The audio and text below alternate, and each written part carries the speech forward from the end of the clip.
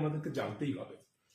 আইন আমাদেরকে জানতে হবে নিজের প্রয়োজনে, নিজেদের সুরক্ষার জন্য আইন জানতে হবে, কিংবা কেউ অপরাধ করেছে তাকে পানিশমেন্ট বা শাস্তির আওতায় নিয়ে আসতে হবে, তো সেটিও আইন জানতে হবে।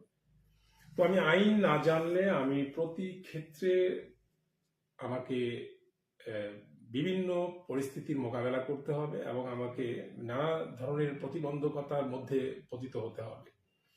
সে জায়গা থেকে আমার যে বক্তব্য সেটি হচ্ছে, আমাদের বাংলাদেশে বা আমাদের জন্য এমন কোনো প্রসিডিউর নেই যে আমাদেরকে বেসিক বা এলিমেন্টারি যে সমস্ত লগুলো রয়েছে সেগুলোর জন্য প্রাতিষ্ঠানিকভাবে আমাদেরকে কোনো শিক্ষা দেওয়া হয় না।